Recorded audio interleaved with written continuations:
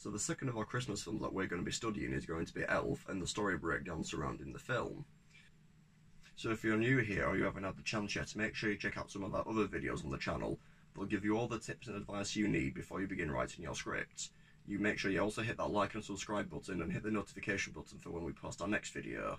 You can also keep up to date with us on the social media by following @GreenWitchFilms. And you can also check out our website, greenwitchfilms.com, to see any projects that we have. And whilst you're there, you can also check out our script services. We offer out feedback to new writers on scripts that they've written. Get in touch with us and we're happy to give your script to read.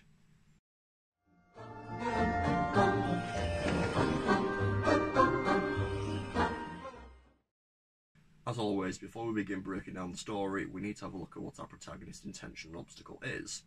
Buddy's intention is that he wants to find his place in the real world and connect with his real family. But the obstacle stopping Buddy from achieving this is that his father is a miserable and unwelcoming person, and it's an obstacle that Buddy must overcome if he is to instill Christmas spirit into the family that he's about to join and be successful in his journey. So once we have the intention and obstacle, we now need to figure out what's at stake in the story. Externally, Buddy's family connection is what's at stake, as it's something that can be gained or lost, and it's something physical that Buddy needs to achieve. Internally, his sense of belonging is what emotionally drives Buddy along his journey. He needs to figure out where he belongs, as he spent the first 30 years of his life in the North Pole thinking he's an elf, and all of a sudden his world's been turned upside down when he finds out that he's a human. So this sense of belonging is what's emotionally driving Buddy. And philosophically, like all Christmas films, the film and the themes surrounding it revolve around Christmas spirit and the lack of Christmas spirit and where people's priorities are at regarding Christmas. So once we have the stakes, we now need to work out what the key beats are.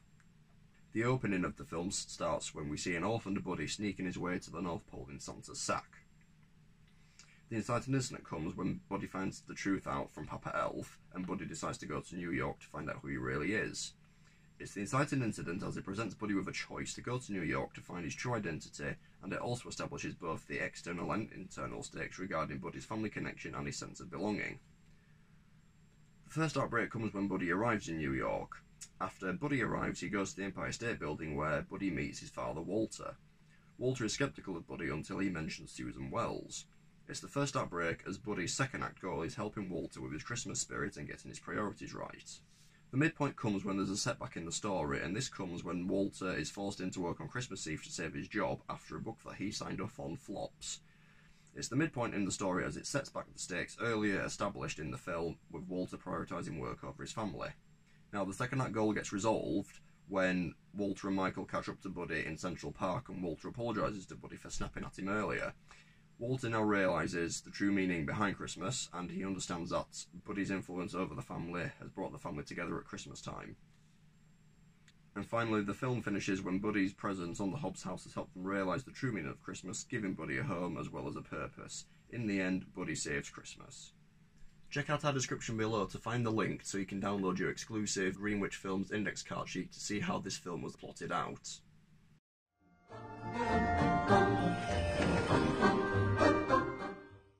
So here is our first act, and we already have our opening, incited incident and first act break. So after we see Buddy sneak his way to the North Pole, when he's older, Buddy finds out about the Christmas spirit crisis. You're gonna help me make it fly. I thought the magical reindeer made the sleigh fly. And where did the reindeer get their magic from? Christmas spirit. Everybody knows that.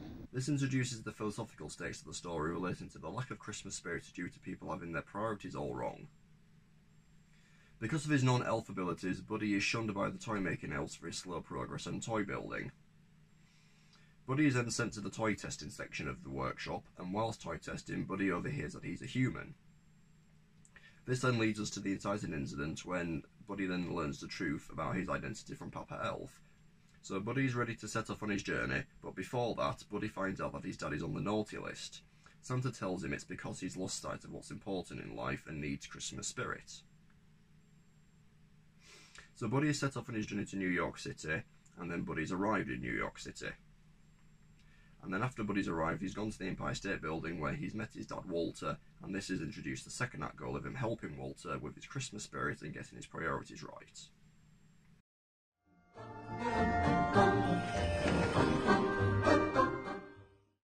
So in the first half of the second act, we've got the first act break, and we've also got the midpoint.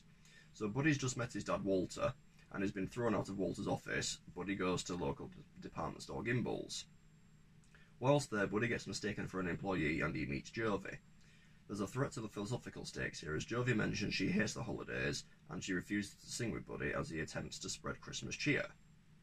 After learning of Santa's visit tomorrow, Buddy starts preparing for Santa's arrival.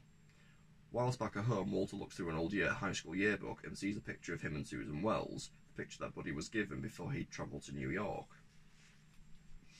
After admiring his Christmas display, he overhears singing from the bathroom.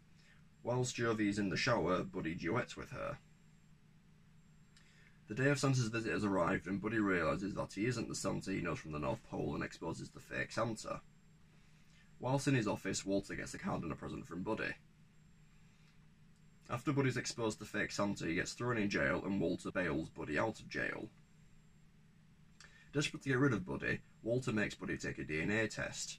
It's an external threat, as Buddy isn't wanted in his family. When the test results don't go the way he expected, Walter has to take Buddy home. Buddy's day plans with Walter get stopped when Walter says that he has to go to work. Walter starts making Buddy lose his elf identity in a bid to make him happy. This is an internal threat, as Buddy's identity is being taken away from him by the person who needs to accept him the most. And this leads up to the midpoint, when Walter finds out that a book that he signed off on has flopped, and he has to save his job, which means working on Christmas Eve. In the second half of the second act, Buddy waits outside school for Michael and walks home with him. Buddy saves Michael in a snowball fight in Central Park, which makes Michael see Buddy in a different light, and the two of them start to get a lot better. Buddy then takes Michael to work, and Michael says how Walter isn't a good dad as he's got his priorities all wrong. Buddy then asks Jovi out on a date, and Jovi agrees to go. At home, there's a disagreement over what to do with Buddy, which then forces Walter to take Buddy to work. After Buddy starts distracting Walter in his office, Walter sends Buddy to the mailroom. Whilst in the mailroom, Buddy makes a friend there, and starts to cause a disturbance. Buddy's mailroom antics hijack Walter's business call, which poses a serious threat to Walter's job. After his day at work, it's Buddy's date with Jovi. After his date, Buddy crashes Walter's business meeting. He offends the star writer brought in to save the publication, and Walter kicks Buddy out. This then prompts Buddy to run away. This is both an internal and external threat, as Buddy has lost his family connection and his sense of identity. He doesn't believe that he belongs anywhere. After learning about that Buddy has run away, Michael interrupts Walter's pitch. Walter, after initially choosing to save his job, chooses to help Buddy, sacrificing his job. Whilst contemplating his future, Buddy sees Santa crash in Central Park due to no Christmas spirit. This is a philosophical threat, as no Christmas spirit has ruined Christmas and Santa's chances of delivering any presents. Eyewitness reports and news coverage starts of Santa allegedly being in Central Park. After seeing the incident, Michael and Walter catch up with Buddy in the park, which leads to Walter apologising to Buddy and marking a successful resolution of the second act goal, which leads us then into the third act.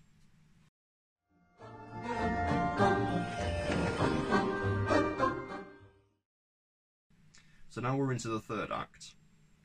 So we've had the successful resolution of the second act goal, and the family help put the sleigh back together. Michael helps make the sleigh fly as he believes in Santa after seeing a present that he asked for in Santa's sack.